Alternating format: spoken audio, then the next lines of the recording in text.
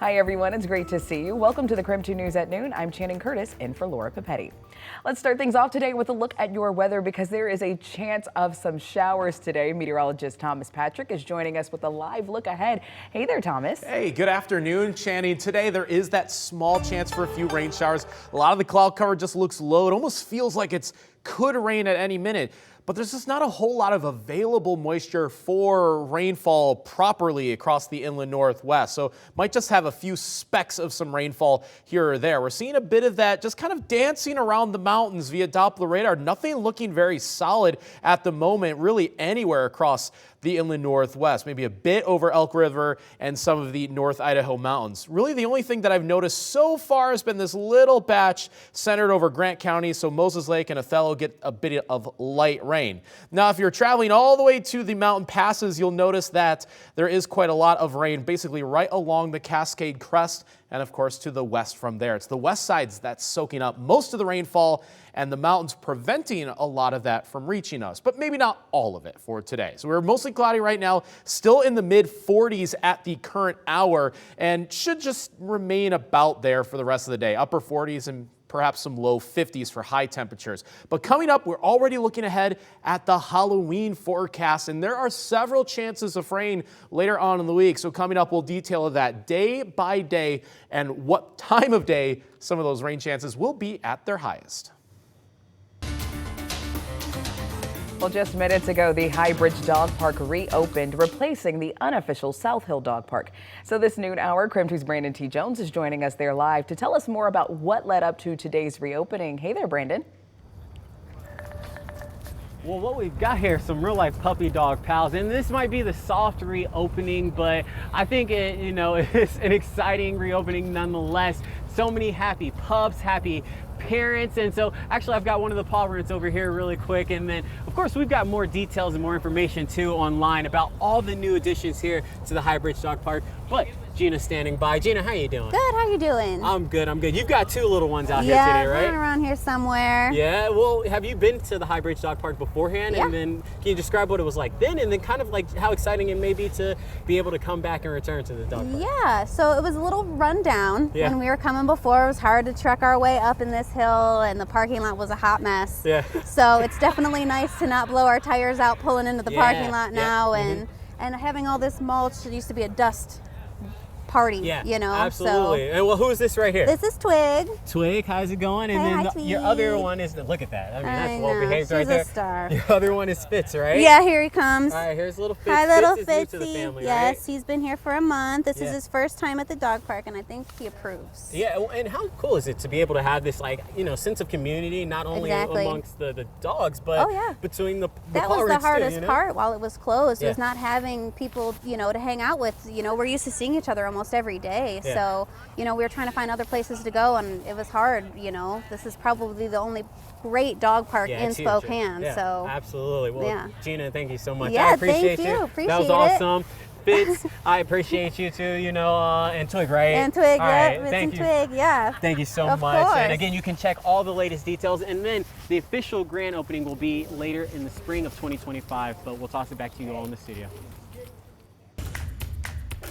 All right, thank you, Brandon. Well, new at noon, police in Washington and Oregon are now investigating after 2 ballot boxes were set on fire with ballots inside. Now, the boxes were lit on fire early this morning in Vancouver, Washington, and in Portland, Oregon.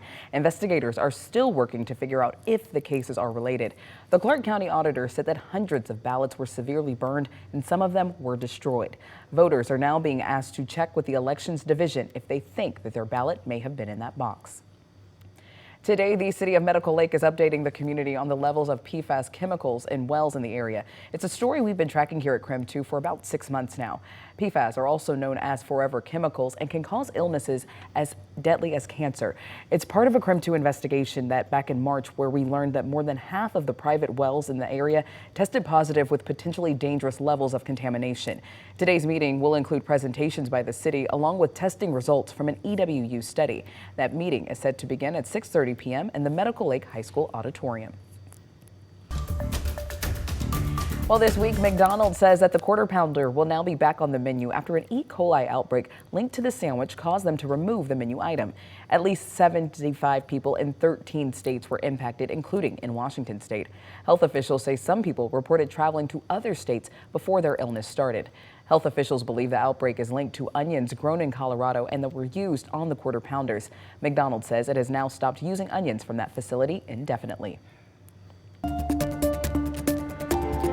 Well, today marks 1 week since 5 members of a Falls City family were shot to death in their own home. The suspect and family member, a 15-year-old boy, could have his case moved to adult court.